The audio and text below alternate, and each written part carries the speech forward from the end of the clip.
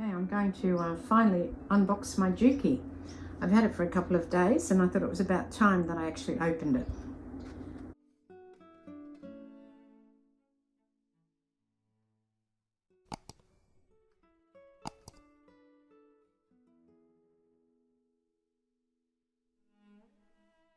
Oh, that is the knee lift. I know that. That over here. And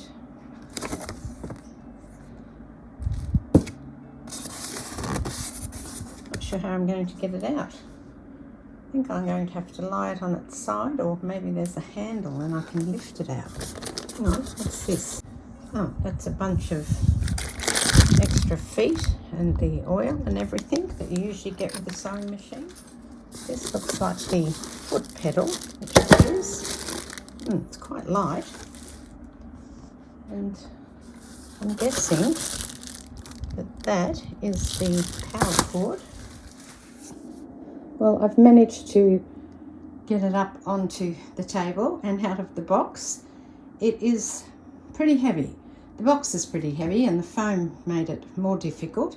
So I just laid it gently on its side and was able to slide it out, lift the top of the foam off and finally lift it out. It is 11.5 kilos. So I'll have a look at some of the other bits of it. You can see I haven't even taken the plastic off. And this is just to keep it dry, of course, to keep moisture out of it. Get that off. And this is the reverse. Got a thread cutter and a needle down, and also stitch length 1 through 6. So it's a Juki TL-2010q and it only does straight stitch. It doesn't do anything else, but that's what I wanted, something that would just do basic straight stitch. And it doesn't have an independent bobbin threading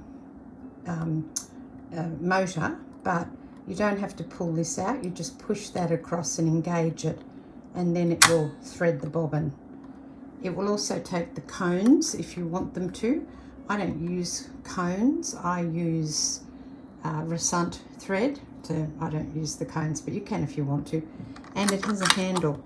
Although I think it's probably better if you put your arm under here like this, and then, you know, obviously up to your elbow, and then lift under there if you're going to lift it anywhere, because it's probably safer than lifting by this handle.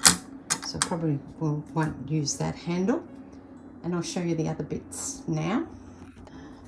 So yes, that's how I've lifted it just then. I've just put my whole elbow under, up to my elbow, and lifted it. Probably better with my left arm actually to lift that up. It's also got the thing that holds the thread, so it's got 2 of them, 1 for each of them. And then you've got your extension table, which I will just open up. Oh, that's very cool. I don't think you saw that. Let me put them up again. So this is the extension table, and this is the extension table, and these are the little feet. So I was wondering when I opened it what these were. They seem to be in the way, but they're the feet. So if I do that, and then I can slide, hopefully, slide the table in. Yes, I should read the instructions. Oh, hang on, there must be something else. I'm not really an instruction reading person. There are more feet. One here, this end, and it's quite big, so I'm having a bit of trouble getting it into the shot of the camera, and one here. And then this is to have the bobbin, to change the bobbin, so you don't have to pull the table off. It's got these clips here. I'll have to find out what they're for, because I really don't know. I may have to read the instructions. Not my forte, but okay, so that is on there. And as I said, this, let me just move it around into shot. This here is the thing that you open. Somehow you lift this up so you can change the bobbin. Okay, I might read the instructions and figure out how to do that. And then I'm very interested to know what this is that came with it. No idea.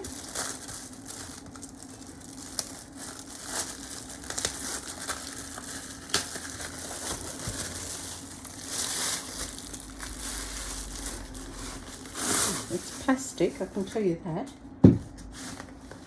Oh, it's the cover, of course. So here is the cover. I was wondering what it was. It's actually opening up like that, see? So that, I guess, just goes over the top of this. Probably end up making a cover for myself, but that's one for now. It fits over like that.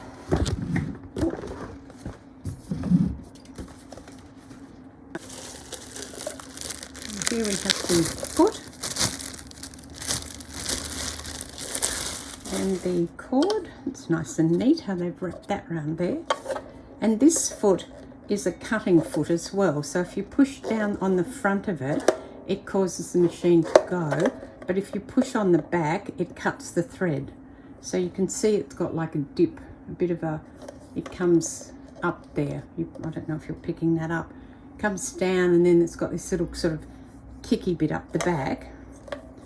And I know that there is a way to stop that happening if you don't like that, but I think that's probably a good feature, so you don't have to use the manual thread cutter. You can just use the cutting tool on the actual machine foot. Okay, and then oh, it's got different speeds, so it'll go super fast. Its normal speed is super fast, but then you can go slowly if you want to. I want to get into that. I'm going to have to read the book.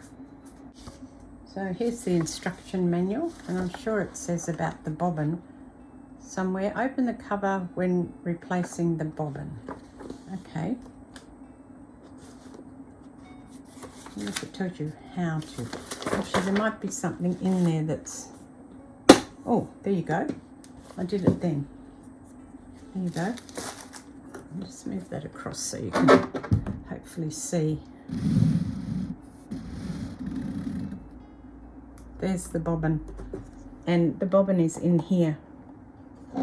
So again, I have to work out how to do all that. There you go. That lifts up. And the bobbin is way in here. So you can't see it because it's in here. So it is a bit, I guess, interesting that you have to get in there to do it, but at least they've put these little covers on so you don't have to pull this table here off in order to be able to change the bobbin. I have read people saying that that's a bit difficult with the bobbin there, but anyway, it's got a drop feed on it. And let's look at the bits that come with it. So it's got the screwdriver, of course.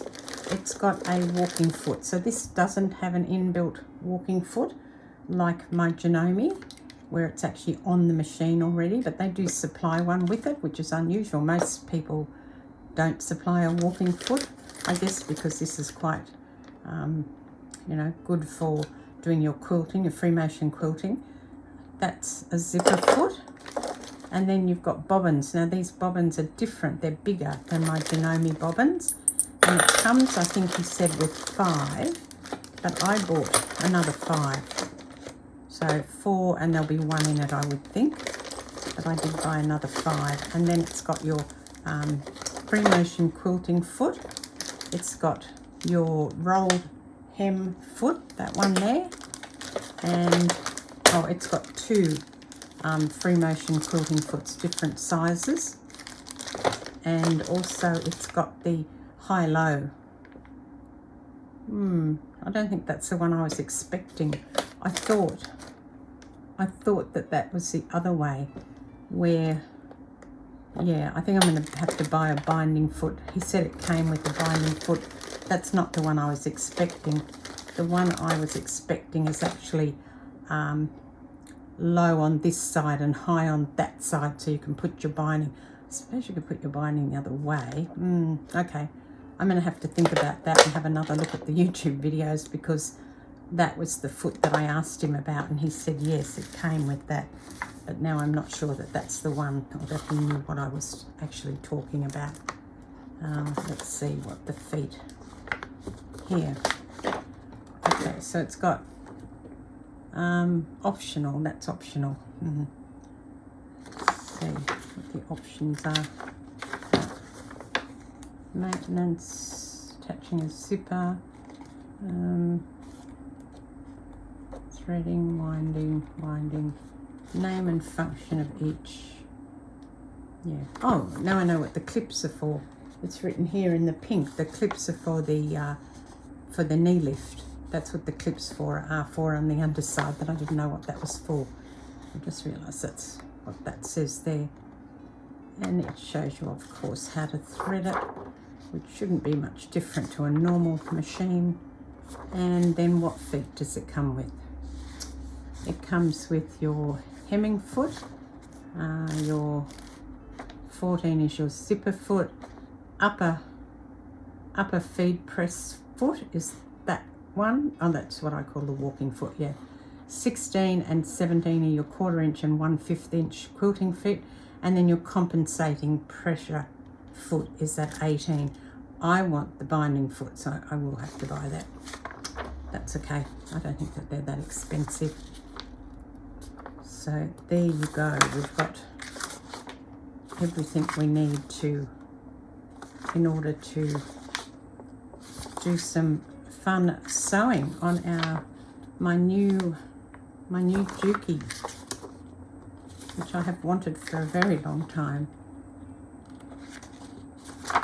So I shall do some test sewing, and once I've set the camera up properly, I'll come back and show you how it sews with a video. I'd best read the instruction manual first and get it threaded up, etc. Thanks for watching. This is Deborah. Cheers.